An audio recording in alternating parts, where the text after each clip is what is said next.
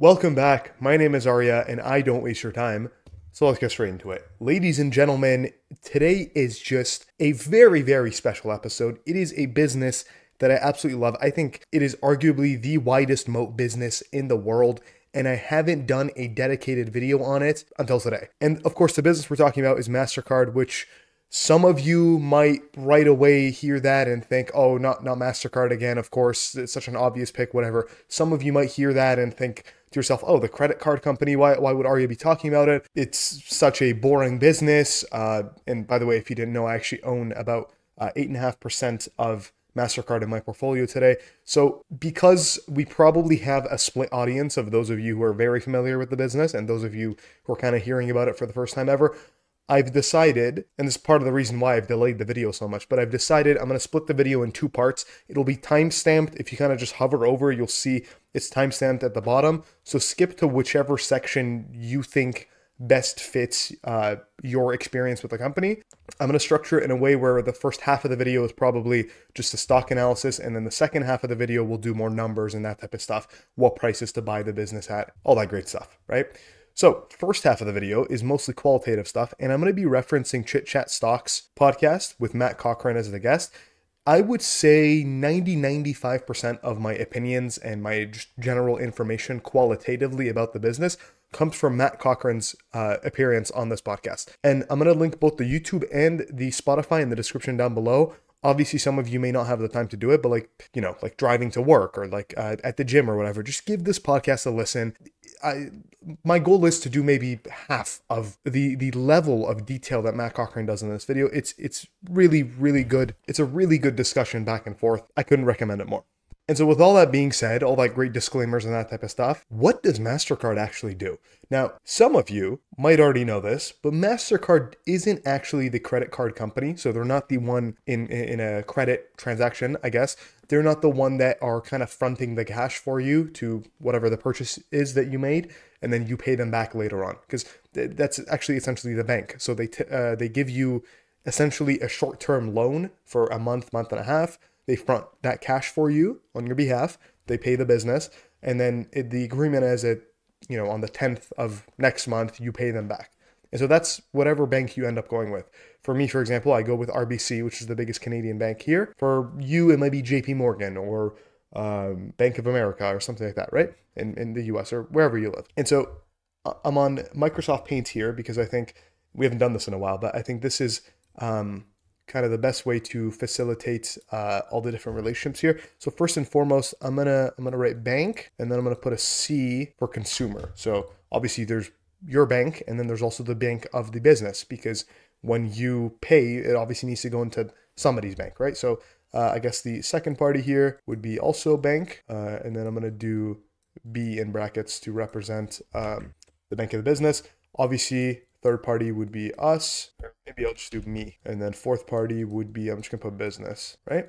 With all that being said, in order to facilitate any transaction and move the money between my bank over to the bank of the business, we need some sort of a middleman, essentially, that is able to facilitate that payment and move that money over to essentially debit the right account and credit the proper account. And this is where your Visa and Mastercard come in. And this is our fifth party. And so they're they're the card network, where their only job is to, as I said, look at the payment information. And when you tap, in those literal 2 seconds where the transaction is going through, is based off that little chip that it has on there. It's able to tell which account it is, and based off the processor, which account, what amount of money is going to be sent.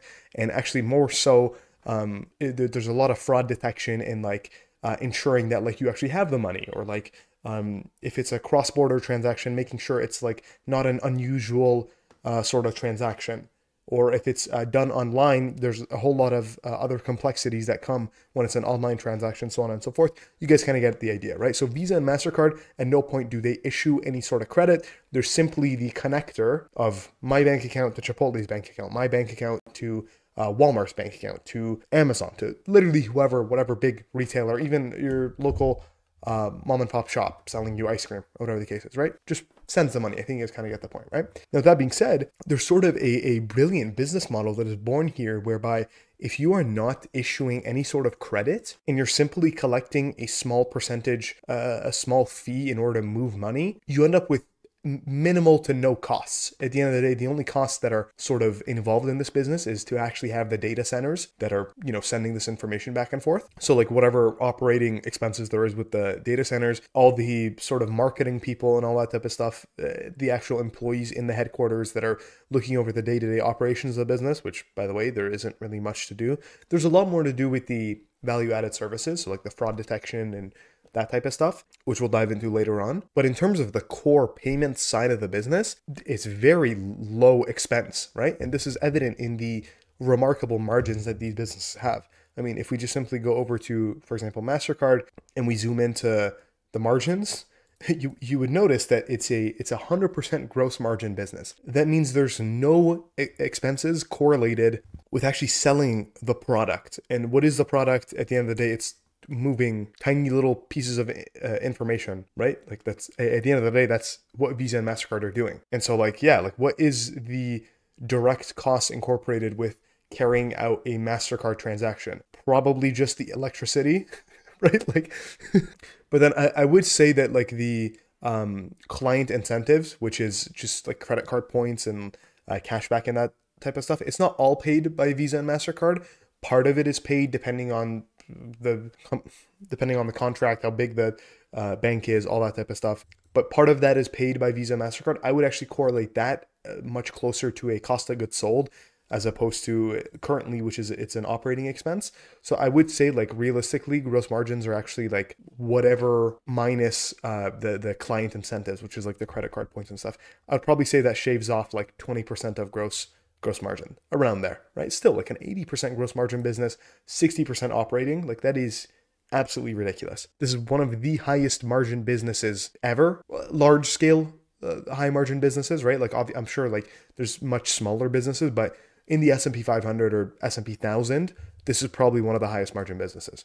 So what did Matt Cochran leave us with in terms of why this business has a moat? Naturally, and we'll dive into risk factors later on, but naturally, in terms of the strengths and the competitive advantages of the business, it's very straightforward. It's the biggest, I shouldn't say the biggest, it's the most powerful network effect in the world. And it's one of the only 5-sided network effects. So like a classic network effect would be like WhatsApp, where or maybe we should do Instagram. A classic network effect would be Instagram, where I'm on Instagram, all my friends are on Instagram. And so as a result, a lot of advertisers will go on Instagram and start serving ads. So it's a 2-sided network effect of me and advertisers, technically, right?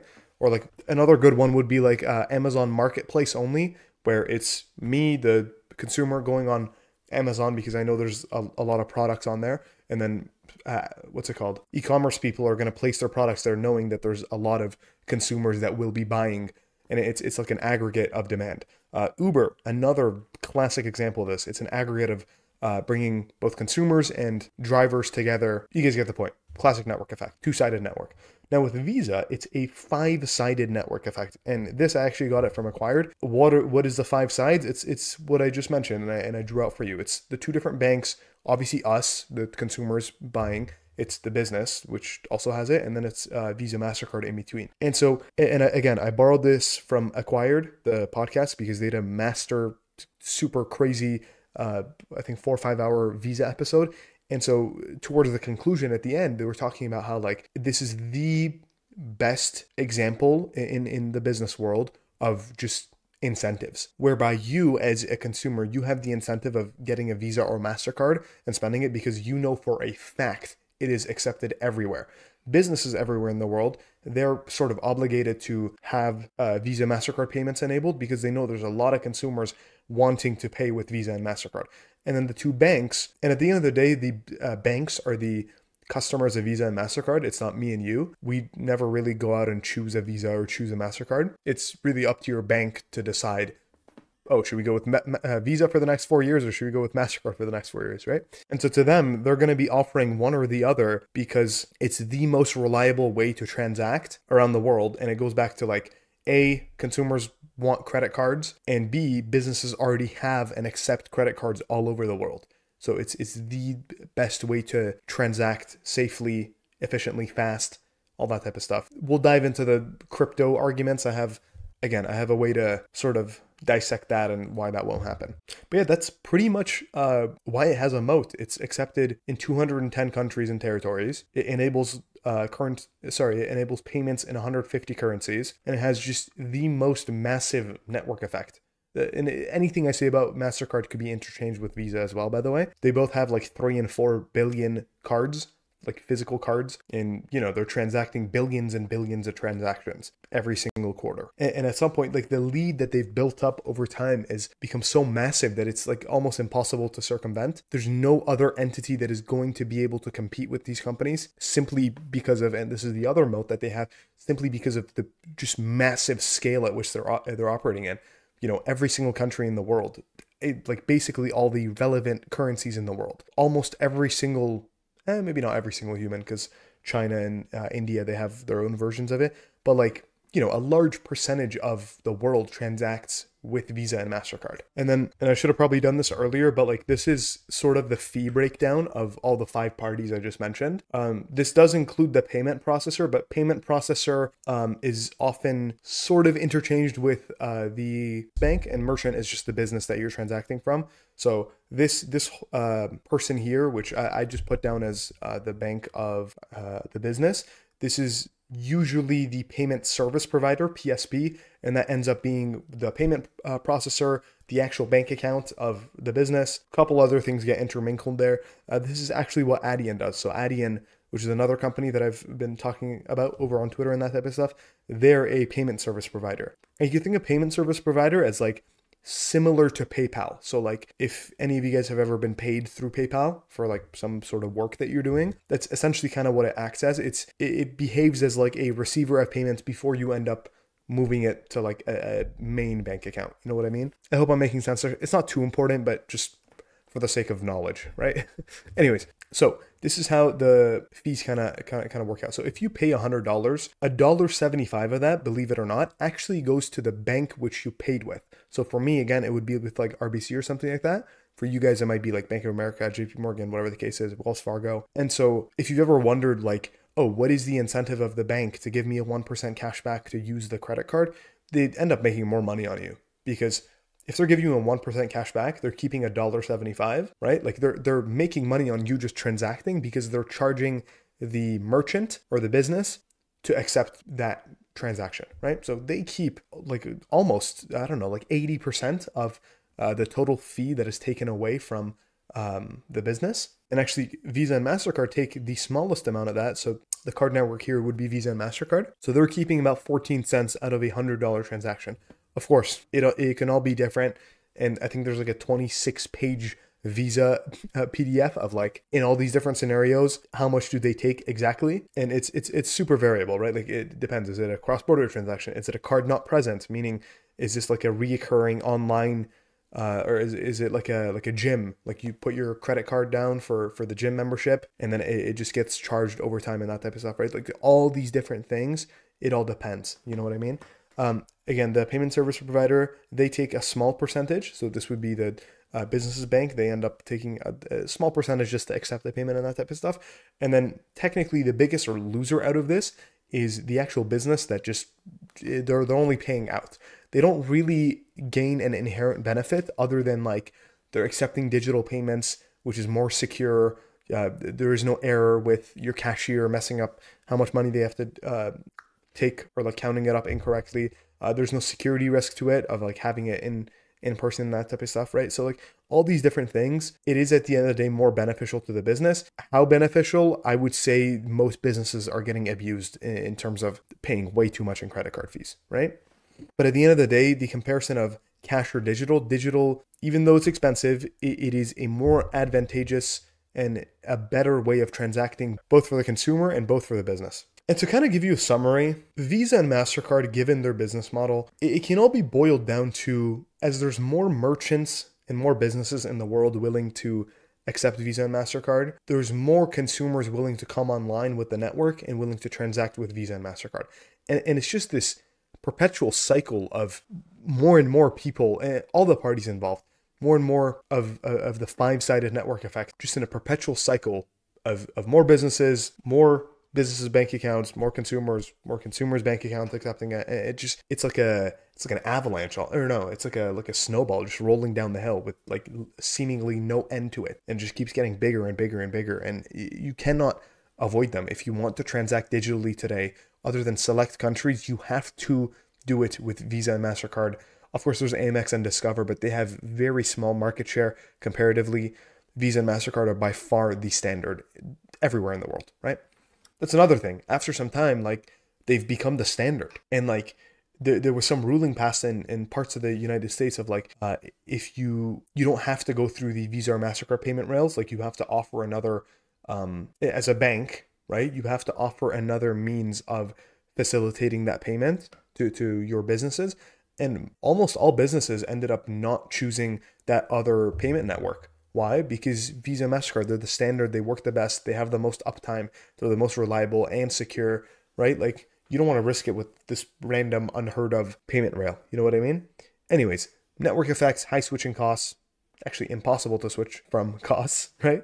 And it's just a brilliant business. Oh, and then I guess I should mention this as well. This was included in the podcast as well. So he gets asked, maybe we'll hit the risk factors here, but what's his name? Matt Cochran. He gets asked, he's like, in terms of the moat, like how defensible is this moat? It all seems a little abstract, right? Like, isn't it in the best interest of the businesses to kind of cut out Visa and MasterCard and just go with like another cheaper alternative? And like, this actually happened, but it didn't work. And it was called Current C with the letter C. And it ran for 3 years. And before you say like, oh, this is just some abstract, like tiny little thing. No, like this had a lot of merchants, and it was ran by JP Morgan. It was almost like the Avengers coming together, right? So the merchants that were leading this sort of currency or the merchant customer exchange, these were all the merchants that were getting together to essentially make a cheaper version of the payment rails. They were sick and tired of paying this 2-3% tax. Essentially, it really is just a 2-3% tax. And so all these retailers, they came together, right? I'm going to name off 7-Eleven, Best Buy, CVS, Darden Restaurants? No idea what that is. Lowe's, Michaels, Publix, Sears, Shell and all its subsidiaries, which is like a bunch of different companies there. Target, Walmart. These were all the initial ones. And then a bunch of other, but essentially all of them in 2012 dollars amounted to $1 trillion of revenue. Right? $1 trillion of revenue. For reference, and we should probably just pull this up because my memory is very bad with this type of stuff. But in terms of gross dollar volume or whatever, which is just the total dollar amount of money moving on the networks. For reference, for Mastercard today, total transaction volume. For Mastercard today, it's about $9.5 trillion. In 2012, it was, oh, sorry, I'm blocking this. But in 2012, it was about $3.6 trillion of just money moving on the networks. And so like $1 trillion between these two, obviously not all of it is just MasterCard. But for reference, that's about like, about like 30% of MasterCard's just total payment volume at the time, right? Like that level of volume leaving the combined Visa and MasterCard, that would be just absolutely problematic. Of course, this wasn't going to just end at all these retailers. If it ended up working out, all the retailers would be joining them. All of a sudden, like half of the gross, total transaction volume between the two companies, all of a sudden is leaving, right? So their flagship product was a mobile app, right? And essentially what it would do, it was, I believe, a digital wallet similar to PayPal. So you would load your money on there, and then on the cashier screen, there would be a QR code that would pop up. You would pull out your app, you would scan the QR code, and that's how you would pay, right? So compare that action, and this is 2012. This is not the sort of tech-savvy world that we live in today. Like, this is what I think the iPhone 4 had just came out, right? This is the iPhone 4 era, for reference. And so, essentially, compare that whole process to just pulling out your card and tapping. And then I believe Apple Pay launched like a year later. Yeah, Apple Pay came like a year and a half later, right? So imagine that. Imagine you have currency, which I don't know, probably didn't get that crazy of adoption right away. But within a year and a half, you have Apple Pay come out, which is just right on your device, double tap the side button, or I guess the top button at the time, right? And then boom, it's right there. Okay, done. It behaves just like my credit card. Like, you would never want to transact with a QR code. It's gimmicky. It might not work. All this other crazy stuff. And so the way it would work is it would create an ACH payment, which if you didn't know, ACH payment is like, I believe it like takes a day and a half today. I'm not sure how long it would take back then or if it was even different, but it's a very low cost way of like literally moving money from your bank account number to the business bank account number, and it just directly plops it in there instead of having like a third party facilitating that whole transaction, right? And so this just utterly and brutally failed, right? I think A, because Apple Pay and Google Pay launched a year later, and B, it just the technology didn't really work that well. There were security concerns with it. The app was gimmicky and it was buggy. It wouldn't work all the time. There was a lot, like I said, like pulling out your phone to scan a QR code in 2012, like that is a lot of friction compared to just tapping my card like I've always done all my life and I've seen my parents do since I was a kid and we're grocery shopping, right? Like just worlds different in terms of simplicity for the consumer to just transact, right?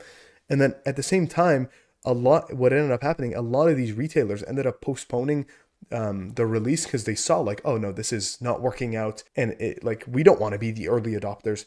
If you're 7-Eleven and like you're like the 10th retailer that's supposed to launch this and you see Walmart over there facing a lot of backlash with it and like it's annoying their consumers, you're not going to launch it. And so you're going to delay it. And then eventually it just utterly failed. They shut down in 2016 in the span of like 3-4 years. It was just brutally failed. And so with all that being said, we're going to jump over to finchat.io, which is a company that I now work for, but also I've been a long-term affiliate of the software. In my opinion, it's by far the best stock research platform there is. It's the best terminal service there is. There's a reason I've only ever taken one sponsorship on the channel. I genuinely believe in the product. With that being said, there's a couple cool things to understand about Mastercard and, again, by extension, Visa as well. First and foremost, and I recently tweeted this out, but what you're looking at in front of you right now, this is the take rate. So you know that number that we mentioned a little bit ago of like what, on average, what percentage of the transaction do they actually take? Well, in the past year, it's been about 28 basis points or 0.28%. Right? And this is up from 0.2% in 2012. And you might look at that and be like, oh no, it's such a minuscule, amount that they're bringing it up. But you shouldn't look at it as the percentage amount. You should look at it, how much is it growing per year? And on average, it's been growing at 3% per year. Why is that important? Well, for a business with 100% gross margins and like nearly 60% operating margin, the revenue growth is the earnings growth as well, because realistically, they're not going to be able to grow margins that much into the future. This is a really old business. And so whatever the revenue grows by, that's whatever the earnings is going to be growing by as well. So it really becomes important being able to project out the earnings. Thankfully, payments is a very predictable business. I mean, other than like essentially the pandemic, like you're not going to ever have a year where like it's drastically different. You know what I mean? People are going to transact payments more and more around the world, a little bit more every single year, without a doubt, right? So like that in of itself of like payments growth is like realistically between a mix of inflation and like just pure volume growth, right? Because remember, if we go down here again into the segments and KPIs, which by the way, probably, I don't know, I put it top 3 features of FinChat. It would be segments and KPIs. Basically anything company specific, it's here, right? So again, if we toggle on the total transaction growth, and I'm actually going to click hide on the take rates, you could see that this in of itself, just the total transaction volume growth has grown at 8.5% since 2012, right? So this is a mix of like inflation and just like pure volume growth. And you could just think of that as 8.5% guaranteed revenue growth, right? So you have that, and then you have about 3% take rate on top of that. And I'm going to say like there's another, I don't know, let's just round up 12%, right? So like your core revenue growth with this business is 12% basically forever. And so like the brilliance of the business is that like, and then on top of that, like they have no capital investments that they need to do. And like, again, this is another metric we could do is we could do CapEx to OCF, capital expenditures to operating cash flow. Your average tech company is like 30-40% for this.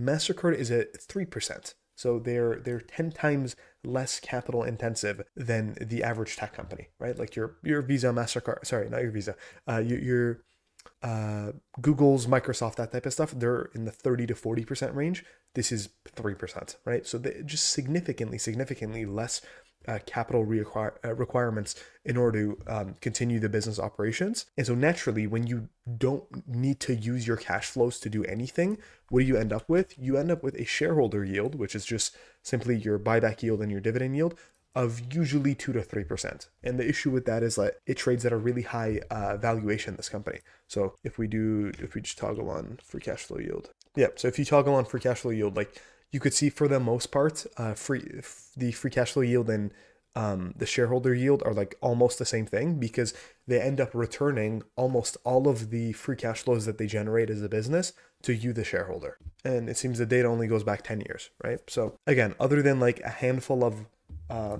times where, for example, during the pandemic period, I think they cut the buybacks for a little bit, right? For the most part, these two are almost exactly the same, except for actually very recently. It's a 2% shareholder yield compared to a 3% free cash flow yield. But you could effectively think of it as a 12% revenue growth rate plus whatever they do in buybacks, which historically has been like around 3% in terms of mixture of dividends and buybacks, right? So with that being said, like the numbers are pretty straightforward, right? Like they grow the revenue by 12% because they just can, right? Like they literally, and Matt Cochran said this in the podcast as well, they wake up in the morning and they grow by 10-12%, right? So that just happens default on any given year, right? Like it's unbelievably consistent, the revenue growth of this business. And then on top of that, you want to add any amount of margin expansion, which I'm hesitant on doing that because I don't think they're going to be able to expand margins into forever. It'll obviously grow a little bit, but it's not going to grow forever. You know what I mean? Like they're pretty close to the cap of where margins can go. And so you put on any amount of buybacks and that should realistically be your stock return every single year, which is like 14-15% basically forever. And then as long as you don't buy this as a forward PE or like whatever valuation you want to use, as long as you don't buy it at a valuation that's like too expensive. I was personally buying it earlier in the July period, and I was buying below the median line, right? So again, another wonderful feature that FinChat has over literally any other website, I invite you to go try to look for that, is that you could toggle on average, median, minimum, maximum lines, whatever. And the reason I'm using median here is that because we have very high highs here, and like these are just complete outliers. Like I don't think those are representative of Mastercard's actual valuation throughout history. So I'm using a median instead of a average, because if you use average, the data is a little bit more skewed to the higher end, right? So anyways, you take the median, it's roughly 30 times forward PE. It's historically traded at over the past 10 years. And I think that that's an accurate representation. Given the moat of this business, it should trade at a 30 forward PE, right? So when I was buying it in earlier in July, I think 10th and 24th, I bought it, or 25th, 3rd, I don't know. I was buying it earlier this year, and I was buying it around like a 28 forward PE. And I thought, again, I was looking at exactly this chart, and I was looking at it, and I'm thinking to myself, oh, okay, it's slightly below the historical average. It's a fair price to pay for this business. The multiple has expanded a little bit. It's at a 34 forward PE now. And I still don't think it's like egregiously expensive. I think you buy today, you hold for the next 10 years, you probably end up with a return close to what the earnings growth rate has been over the next 10 years, right? But ideally you do buy it like a lower multiple, just because like, what would you pay a higher multiple for it? And this isn't a business that like, it's going to trade at a 34 forward PE forever. You guys could see for yourself. It ebbs and flows. It goes below a 30 PE all the time. And so that's what I would personally wait for. And so naturally, you probably wonder, okay, so what price would it have to reach in order to get interesting? And so we could do that. And I think this is actually available to you on the free version as well. But if we take the forward EPS estimate of 16.27, and then I just multiplied it by 30.5 PE, you end up with 496 per share. And I think this is taking into consideration 2025, but we still have 1 quarter left in 2024, right? So just keep that in mind. I would probably be interested in the stock like south of 480, give or take. I'm up a little bit on the company at the moment. I think, where's it at? Yeah, I'm up about 20%. Again, I was buying like around 435, 425, around there. And so as it drops a little bit closer to like a 34 PE, that's where I would personally get interested in. This is a business I do want to make a bigger position. It's just such a consistent and wide moat business. I would probably want to bump it closer to like where Uber is today, of like maybe around like a 12% position. But at the same time, I don't want to make it too big to the point where like it is a slower growing business at the end of the day. So I don't want to make it like a crazy big position. You know what I mean? So yeah, you look at the analyst estimates, for example, for the next 2 years, they're projecting exactly a 12% revenue forward revenue growth rate. And I think that's totally fair. I think that's exactly what it's going to be basically forever. I think it's going to be between 10 to 12% revenue growth. And actually, part of the thesis I didn't mention was the value added services. And like I mentioned, they sell a bunch of analytics and services and fraud detection, all that great stuff on top of the core payments business. And then I believe this is a little bit weird because of the way they started reporting it, but okay, this should be fine. Yeah, so okay, this is a new feature we added, I think around a month ago. It's called common size. And so historically, let's just say you wanted to know like, okay, how much of the business is the value added services? So like, the analytics and stuff. And how much of the business is the payment networks business. This was a problem I consistently had. I didn't know essentially how much of the revenues did each part of the business account for, right? And also I kind of wanted the trend of that. I didn't want to know just for the last quarter or for the past year. I want to know it over time, right? So with the new common size feature we added, is it doesn't just give you the numbers of like 17 billion and 27, and you have to do the math for yourself. You do 17 divided by 27. Instead, you click common size, and so it just divides this number by this number, and then it puts them both together, right? So you have payment network revenue, and then you also have value added services. And then this kind of looks messy when you have it like this, right? Like it's the two bar charts next to each other. What I like to do is I turn it into a stacked bar chart, and boom, you have it all in front of you, right? And this is only a limited number of years, again, because they changed the reporting only recently. But right away, I'm able to tell like, oh, okay, so actually the value added services accounts for just shy of 40% of the business. That is a massive chunk of the business. And then more importantly, you could kind of see the trajectory of it over time. You could see it's gaining as a percentage of revenue. So meaning this segment is actually growing faster than the core payment segment, which intuitively makes sense, right? And to kind of determine that, we got to toggle off common size, click on percentage change, and then it'll tell you the growth rate over time, actually. And so you could see like the payments side of the business has been, it's seen decent growth. I think this is coming out of the pandemic. It saw better growth, but at the same time, the value added services was growing faster, right? See, what I ended up doing here is I clicked the last 12 months button. And so what this does is every single quarter, it adds up the past 4 quarters, and it uses the trailing 4 quarters worth of numbers, right? And this more clearly showcases that every single quarter that passes by, the value-added services side of the business is growing faster and faster and taking share against the total pool of revenue that the business has, right? And right now it accounts for 38%. So this is part of the revenue growth thesis as well, is like you have this totally other segment that is analytics, fraud detection, just services that are sold on top of the network to these banks. And so this part of the business growing faster also helps out on top of the volume growth, on top of the take rate growth. And so naturally you end up with north of 12% revenue growth into the future, right? Again, just very, very consistent business is like kind of the thing that I want to hone in on. And maybe to kind of finish this off, we'll do it with the analyst estimates. I've always said, like, be hesitant with analyst estimates. There is some cases like Mastercard or like software businesses, like, I don't know, ServiceNow or something with like 99% retention rates. Some of these businesses are so incredibly consistent that actually the analyst estimates ends up being like within 1% margin of error to what the actual number is, right? Just because the business itself is so consistent, right? It doesn't even have to do with the analyst estimates. And analyst estimates are based off of what? They're based off of guidance. And so naturally, if you have a company that is very accurate with its guidance, ends up that the analyst estimates are very accurate with their guidance as well, right? And so you could see that with, for example, Mastercard's revenue, right? Like the disagreement between the lowest, most bearish analyst and the highest, most optimistic analyst is minuscule. It's a couple percent at best. And then actually AMD, which is like a company that I was talking about earlier today over on Twitter, if you look at their estimates for the coming year, the lowest analyst compared to the highest analyst ends up being like a 20% swing in terms of the range in which, and it gets worse if you look at like EPS. I think EPS is like a 70, I believe that's a 75% disagreement. The lowest and the highest, they're off. I keep blocking it with my face cam. It's $4 and $7, and that's a 75% disagreement between the two of them. You know what I mean? Like big disagreements. But anyways, hopefully I've given you a decent overview. I didn't want this to be just like every other Mastercard video. That's why I've kind of put it off for a very long time. Check out FinChat. We've been using it for most of the video. And by the way, it's completely free to just give it a try. You don't even need to put any card information or anything. If you literally just sign up with your email in there, like if you immediately just get 2 weeks of FinChat Pro added to your account for free, and you don't have to do anything. It just automatically gets added to it. Feel free to go try it and use it however you want.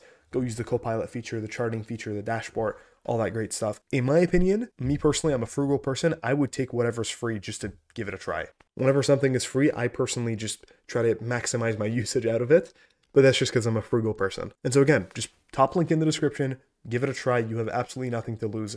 And I'm sure you'll come out the other side learning something new, learning something insightful with the charting, all that great stuff. With that being said, thank you very much for watching and have a great day.